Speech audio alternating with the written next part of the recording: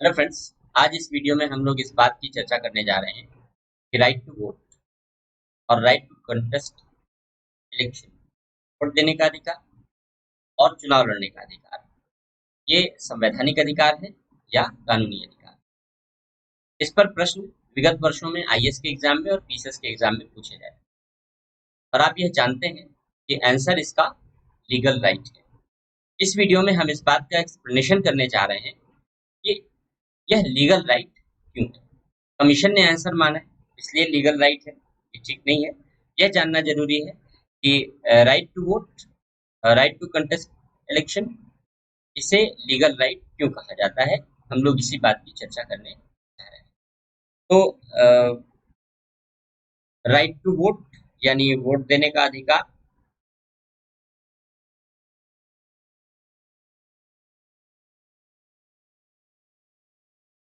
देने का अधिकार,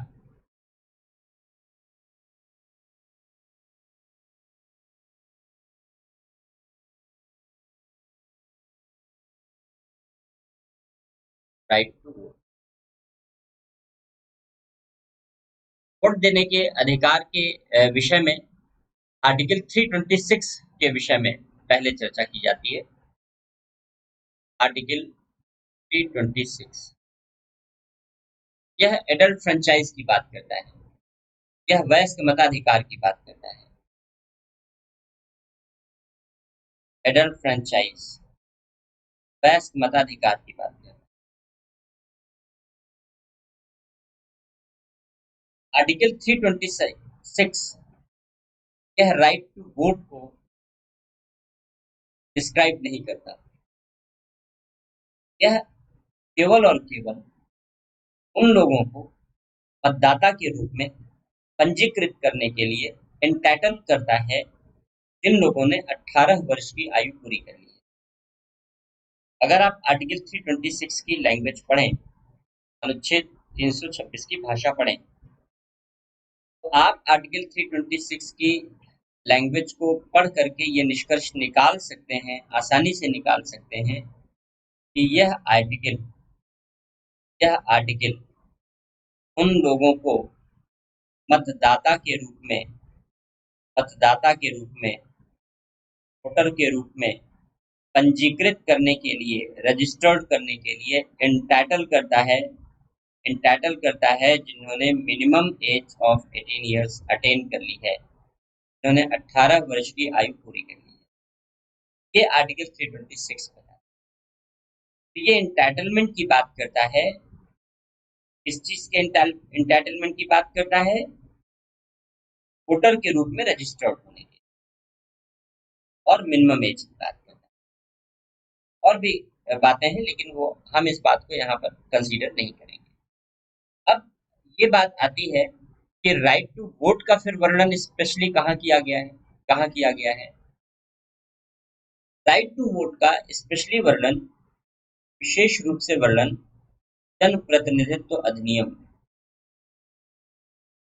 जन प्रतिनिधित्व अधिनियम, representation of people act 1951, RPA 1951, representation of people act 1951 किया गया है। जन प्रतिनिधित्व अधिनियम 1951 में किया गया। तो आरपीए का यानी रिप्रेजेंटेशन ऑफ पीपल एक्ट की धारा 62 है, इसका जो सेक्शन 62 है, यह सेक्शन 62 धारा 62 राइट टू वोट का वर्णन करती है। इसकी हेडिंग ही है राइट टू वोट। इस सेक्शन की इस सेक्शन की हेडिंग ही है राइट टू वोट। इस सेक्शन की हेडिंग ही है राइट टू वोट। और क्या कहती है? यह कहती है कि जिस व्यक्ति का यह धारा कहती है जिस व्यक्ति का नाम किसी निर्वाचन क्षेत्र में किसी निर्वाचन क्षेत्र की किसी निर्वाचन क्षेत्र की मतदाता सूची में किसी निर्वाचन क्षेत्र की मतदाता सूची में दर्ज है दर्ज है वह वोट देने का वह वोट देने का हकदार होगा हकदार होगा। तो यह सेक्शन यह सेक्शन सेक्शन 62 यह साफ तौर पर घोषणा करता है कि वोट देने का जो अधिकार है, राइट टू वोट है, वो सेक्शन 62 आरपीए एक्ट 1951 से निकलता है। और वह यह भी कहता है आगे कि अगर कोई व्यक्ति वोट देना चाहता है तो उसे एक चुनाव में एक ही वोट देना होगा, वह एक से अधिक वोट नहीं दे सकता। अगर कोई व्यक्ति चुनाव में वोट दे रहा है तो वह केवल एक निर्वाचन क्षेत्र में वोट दे सकता है, वो एक से अधिक निर्वाचन क्षेत्र में वोट नहीं दे सकता। अगर कोई व्यक्ति ऐसा करता है तो उसके सभी वोट शून्य मान लिए जाते हैं। और साथ ही साथ ऐसा व्यक्ति वोट नहीं कर सकता जिसे जन प्रतिनिधित्व अधिनियम 1950 रिप्रेजेंटेशन ऑफ पीपल एक्ट 1950 की धारा 16 के अंतर्गत डिस्क्वालीफाई कर दिया गया। अगर वह भारत का नागरिक नहीं है आदि आधारों पर यदि उसे डिस्क्वालीफाई कर दिया गया हो तो वो वोट भी नहीं दे सकता। और अंतिम महत्वपूर्ण बात ये बताता है, वो कहता है कि अगर कोई व्यक्ति पुलिस कस्टडी में है अगर कोई व्यक्ति पुलिस कस्टडी में है अगर कोई व्यक्ति कारावास की सजा काट रहा है यानी जेल में है तो वह वोट नहीं देगा।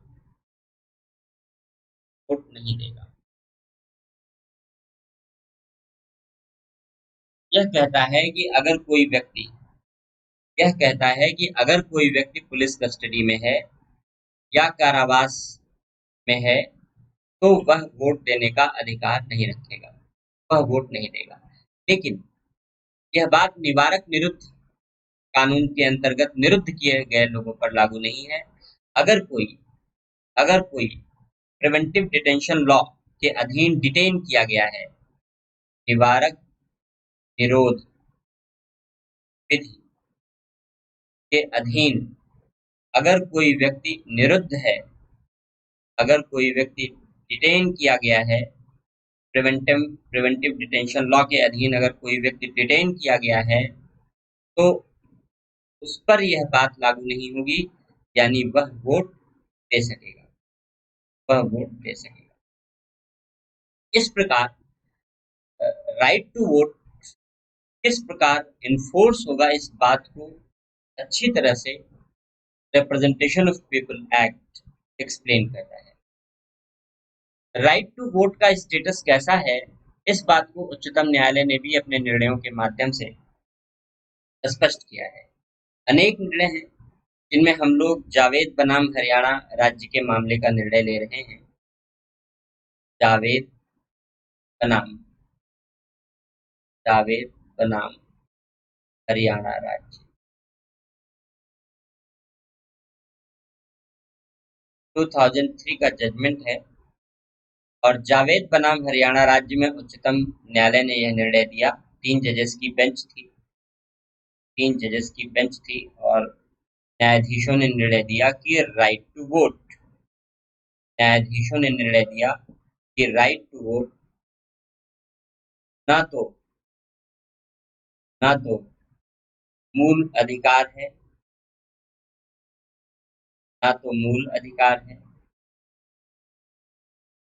न ही कॉमन लॉ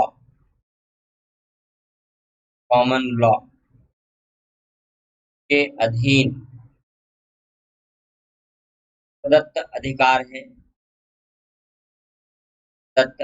है, न तो कॉमन लॉ यानी कॉन्स्टिट्यूशन के अधीन दिया गया अधिकार है, उसके अधीन अधिकार नहीं दिया गया है, बल्कि न्यायालय ने यह कहा कि यह अधिनियम प्रदत्त अधिकार है। यह अधिनियम प्रदत्त अधिकार है।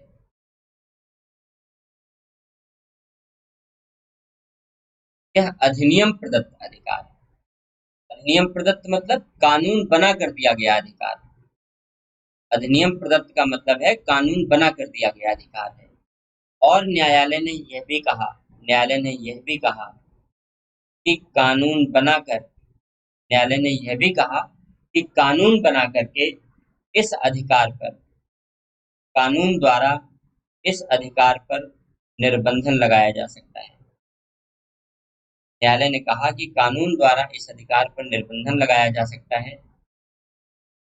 कानून द्वारा इस अधिकार पर शर्तें लगाई जा सकती हैं। कानून द्वारा इस अधिकार के लिए अर्हता यानी योग्यता या निरर्हता यानी क्वालिफिकेशन और क्वालिफिकेशन या डिसक्वालिफिकेशन डिसाइड की जा सकती है, तय की जा सकती है। और यह सब कुछ कानून द्वारा ही किया जा सकता है, क्योंकि यह कानून के द्वारा दिया गया अधिकार है, अधिनियम प्रदत्त अधिकार है। जावेद बनाम हरियाणा राज्य के मामले में उच्चतम न्यायालय ने यह स्पष्ट निर्णय दिया है। हालांकि इसके बाद कुछ मामलों में इस निर्णय को फॉलो किया गया है और कुछ ऐसे भी मामले हैं जो इससे थोड़ा अलग रहे हैं, जैसे राजबाला बनाम हरियाणा राज्य का मामला है। राजबाला बनाम हरियाणा राज्य का मामला है, उसमें उच्चतम न्यायालय ने इस निर्णय से अलग अपनी राय रखी है। लेकिन मैं उसे राय की श्रेणी में इसलिए रख रहा हूँ क्योंकि पहली बात यह है कि इस निर्णय को रद्द नहीं किया गया है, ये निर्णय आज भी वैध है, बना हुआ है। दूसरी बात, जावेद बनाम हरियाणा राज्य की जो बेंच थी वो 3 जजेस की बेंच थी। राजबाला जैसे मामलों की जो बेंच थी वो 2 जजेस की बेंच थी, और 2 जजेस की बेंच को ये राइट नहीं है कि 3 जजेस की बेंच वाले फैसले को रद्द कर सके या निरस्त कर सके। तो ऐसी दशा में जो 3 जजेस की बेंच का निर्णय है वो हमेशा माना जाएगा, और 2 जजेस की बेंच का जो निर्णय है वह अपनी अलग राय रख सकता है, अलग मत रख सकता है, लेकिन वह बड़ी बेंच के निर्णय को रद्द नहीं कर सकता। और जब तक बड़ी बेंच के ये निर्णय रद्द नहीं किए जाते, तब तक राइट टू वोट इसी स्टेटस में बना रहेगा। भविष्य में क्या नई व्याख्याएं निकल कर आती हैं, क्योंकि विभिन्न संविधान के प्रावधानों की नित नई व्याख्याएं होती रही हैं।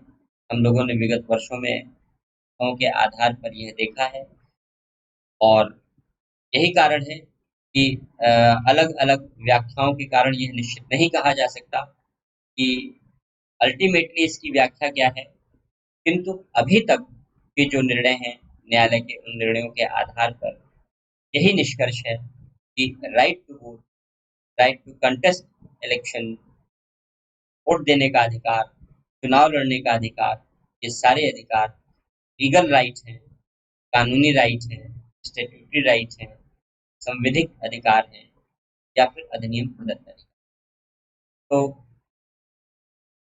उम्मीद करता हूँ कि यह एक्सप्लेनेशन समझ में आया होगा कि right to vote legal right. इस वीडियो के लिए इतना ही। Thank you.